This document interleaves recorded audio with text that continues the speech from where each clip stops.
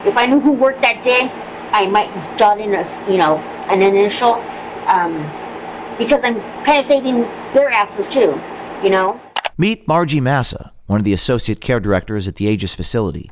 She admits on tape to jotting initials or forging signatures on the patient forms. I noticed the other day, or like a little bit ago, that one of my signatures looks like it wasn't mine on the ADLs.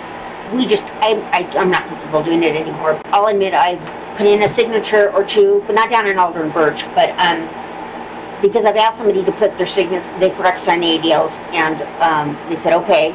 Multiple insiders have come to Project Veritas from Aegis Assisted Living, an elderly care facility in Issaquah, Washington. These brave insiders are coming forward with startling allegations of medical fraud and elder abuse. If there is a problem with this resident and their family members, and they want to see their ADLs, we have to produce them. And if there's not a signature there, that means you didn't do the service. Under Washington state law, falsifying records is a misdemeanor, punishable by up to a year of imprisonment, fines. And if the falsified forms are provided to the U.S. government, that's a federal crime.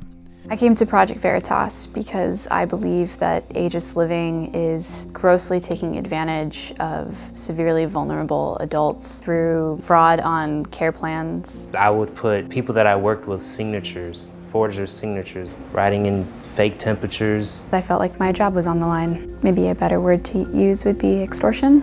It's a big HIPAA violation. It's forgery. It's lying about services, and also the resident is getting charged not just, 10, 15, 20, no, thousands of dollars for these services. Falsified documents, and it will pay off. I might jot in an initial, because I'm kind of saving their asses too.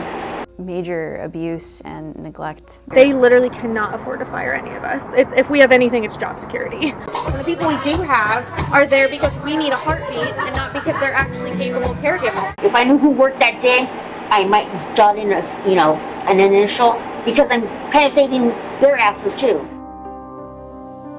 Do you think you're qualified to be a nurse? You know what? Just fire me. The only way you can do right is just by stepping up and telling the truth, no matter how much it hurts you. I've been totally sideswiped. What do you think should happen? I think I'll quit my job is what I think I'll do. Because I cannot deal with the amount of stress. So this is part of the ADL flow sheet. And in the past, I had not signed for certain things that I knew I hadn't completed. And I was told by the ACD who had told me to sign them that I needed to just sign them anyways, even if I hadn't completed the task, or even if it wasn't a task that was something I completed in general. I noticed the other day, or like a little bit ago, that one of my signatures looks like it wasn't mine on the ADLs. I'm not comfortable doing it anymore. I'll admit I put in a signature or two, but not down in Alder and Birch, but because I've asked somebody to put their signature, they forgot to sign the ADLs, and they said okay. If there is a problem with this resident and their family members, and they want to see their ADLs, we have to produce them. And if there's not a signature there, that means you didn't do the service. If I knew who worked that day, I might jot in an initial, because I'm kind of saving their asses too, I had found out that my signature had been forged multiple times. Someone signed for me to claim that I had completed a service that I specifically did not sign because it was not completed. The first time I ever did an ADLs and forged people's signatures was my first time being trained in as an ACD. And I was told by the care director, Jen, if I didn't, I would be out of compliance with my job and not following her direction, and I would be written up. I would put people that I worked with signatures, forge their signatures on these ADLs. Jen wanted it done for state, for when state comes in. The main goal was making sure everything is done correct for state, don't ding us, so we can maintain our perfect reputation. Jonathan was part of a group chat including care director Jennifer Swan, where they would openly discuss this, quote, falsifying of documents, acknowledging they were signing off on unprovided care. So what she's saying on this, they can still sign they did it and not do it, talking about the ADLs. Right here where Taylor says, I'm not worried about the ADLs, I don't like the care's not getting done. Adam, which was another ACD, replies back, falsified documents, and it will pay off. The falsifying may lead to a, quote, payoff for Aegis, but also the financial burden for services these residents did not receive or no longer need. These residents are billed at 62 cents per care point per day. I found one particular resident's ADLs and had realized how grossly overscored she was. Her care plan was worth 323 points at the time at a daily rate of $203.36. Her care plan should have been at about 62, which would have been a daily rate of $38.44. She was paying close to $10,000 a month in total.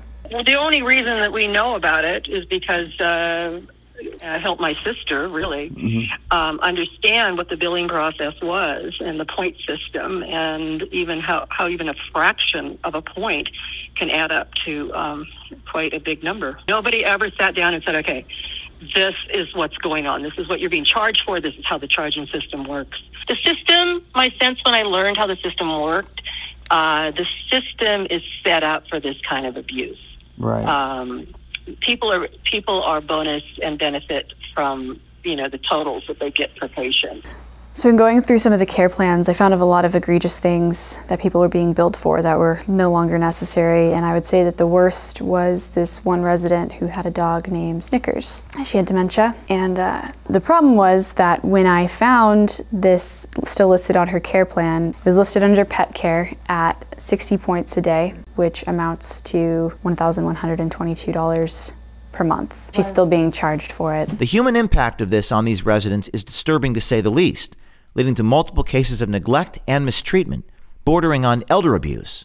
Our insiders insist most of this stems from systemic understaffing at the Aegis facility. I had overheard a chemical restraint being given to one of the residents I worked with in order to get her to take the COVID vaccine. Technically, you're not supposed to do that. They had given her a PRN, like Xanax, and they were successful after giving her the PRN in order to get her to take the COVID vaccine. The resident was lied to about which shot she was receiving. She was told that it was the flu shot. They should have technically had a care conference with the family or a telehealth visit with the family beforehand and made sure this was all right.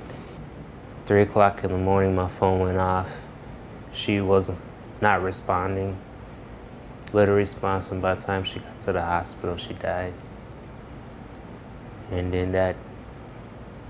She's no longer with us, and in her last moments of life, she had to have her dignity removed. Like, she was my own family member. I loved her. I loved her a lot. Joanne's story is sadly not an isolated case, with our insiders exposing stark examples of medical malpractice with Aegis residents. I have pictures on pictures of he and his patches So you showed me. not being taken off. She said it was really easy to go into like an overdose with that. It is. Like, I'll show you. I overheard Heather go, they're so easy to blend in. Bitch, try again. Those are Exelon patches on a resident. So the normal protocol is when you're going to put a new patch onto a resident, you have to locate the old one. On Exelon's website, they say that if there is a potential for an overdose, that the individual would need to see a physician as soon as possible. Avery had told me no, that this person did not see a physician after having found this. Do you think it's that the nurses are just being neglectful, or do you think it's that they're so slammed that they have no time in HSD? Yeah. Danielle and I are pissed because all of this. So Bob, Kyung got called in, and as soon as she got there, Grandma called Kyung in about Bob. And Kyung said he couldn't put PRN and tell Danielle when she gets here. So Bob had to sit 3 more hours before he went to the hospital. Because she wouldn't send him? Yeah. So this particular resident, what appeared to happen was that he had had a fall at some time Sunday evening. He was complaining of severe left arm pain, and Kyung came and did an evaluation on him, said to give him a PRN and to wait until the LN nurse got there, which was Danielle Ferguson. Kyung didn't even chart that she had even visited this resident or that this resident had been complaining of pain any time earlier. This poor resident had to wait for 3.5 hours before Danielle got there. She came and assessed him and sent him out to the hospital, and he was found to have a broken humerus and a brain bleed. And he ended up passing away. We caught up with King to ask for comment. It turns out, as a current employee, she also feels guilty for the lack of quality care she's been a part of with Aegis. And in an extraordinary admission, she told our reporter she intends to resign after what Project Veritas exposed. What are people to make of this when they see it? I do not know. I've been totally sideswiped. What do you think should happen? I think I'll quit my job is what I think I'll do. Because I cannot deal with the amount of stress. I don't think that the neglect is coming directly from the care managers as much as it is coming from the facility making the choice to be short-staffed. How would you go about trying to push for more people? Because it's necessary. I don't know that I can. We've tried. I know. Like, there's not people to have. And the people we do have are there because we need a heartbeat and not because they're actually capable caregivers. But when you're being trained by word of mouth of someone else who might have been trained by word of mouth from someone else, you're going to end up getting somebody who has no idea what these people actually require. Is the problem that we have such a staffing issue that you can't like threaten actual? They can write you up, but like at this point, I'm like, well, are they going to fire? Like, no. Unless it's like they literally cannot afford to fire any of us. It's if we have anything, it's job security. We could probably, on a good day, get about 50% of what these people are paying for done. There was plenty of residents that didn't get the proper care they needed when we were understaffed. Everybody was getting burnt out. If you only have one care manager trying to take care of 14 people at a time. This wasn't just me. I had heard other care managers express the same after they had first started, before it kind of just gets numb to what's going on. It really hurt. It really hurt because these were the people that should have had trust in me. And I feel like I let them down.